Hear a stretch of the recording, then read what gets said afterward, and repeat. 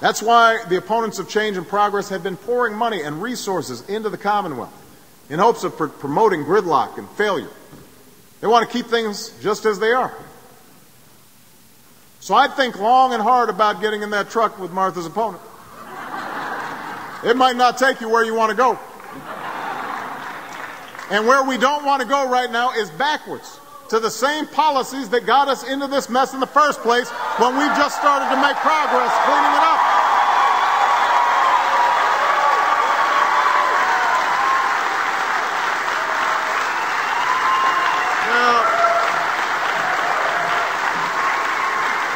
Now, Massachusetts, we have had 1 year to make up for 8. It hasn't been quick. It hasn't been easy. But we've begun to deliver on the change you voted for. The change you voted for. Think about it. What some of these members that I just talked about have done, what we've done just over the last several months, we've started to see the economy grow again. We've given tax cuts to small businesses. We're forcing the banks finally to start lending again on Main Street and not just worry about profits.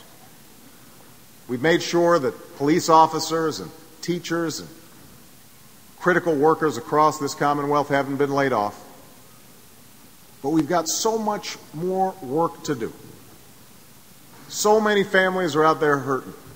I get 10 letters out of the 40,000 that I receive every single day. I select 10 out to read every night. And they're heartbreaking. People talking about losing their jobs, losing their homes. Sometimes it's young children who are writing. Mr. President, can you help? My dad has lost his job. Mr. President, can you help? My brother's sick and we don't have health insurance. We've got so much work left to do. And as much progress as we've made, I can't do it alone. I need leaders like Martha by my side so we can kick it into high gear, so we can finish what we've started.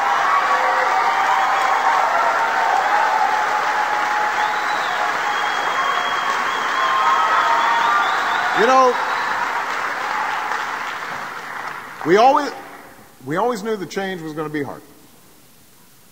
But what we also understood, I understood this the minute I was sworn into office, was that there were going to be some who stood on the sidelines, who were protectors of the big banks and protectors of the big insurance companies, protectors of the big drug companies, who would say, you know what, we can take advantage of this crisis. Because it's going to be so bad, even though we helped initiate these policies, there's going to be a sleight of hand here because we're going to let Democrats take responsibility. We're going to let them make the tough choices. We're going to let them rescue the economy, and then we can tap into that anger and that frustration. It's the oldest play in the book.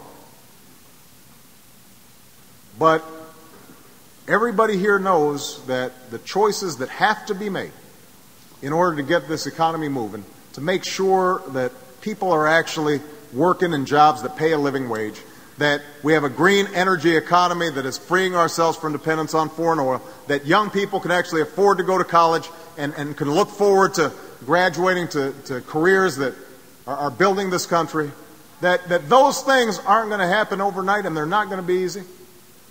But we sure aren't going to get there if we look backwards and try to reinstitute the same failed policies that we've had over the past decade.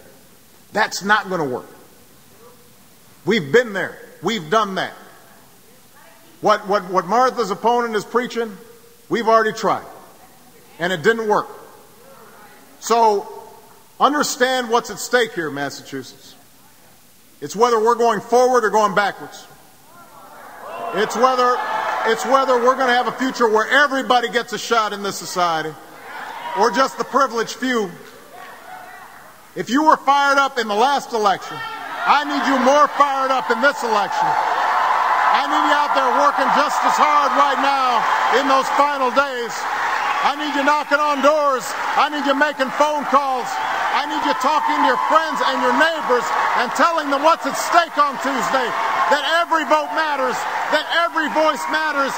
And if you do that, if you are willing not only to cast your vote for Martha Coakley, but if you're willing to get out the vote for Martha Coakley, then you won't just win this election, you will carry on the best progressive, forward-looking values of this proud Commonwealth and send a leader to Washington who is going to work tirelessly every single day to turn this economy around, to move this country forward, and to keep the American dream alive in our time and for all time. That's what Martha Coakley's about, and we need you. We need you on Tuesday. Thank you very much, Boston. Thank you, Northeastern. Thank you, Commonwealth.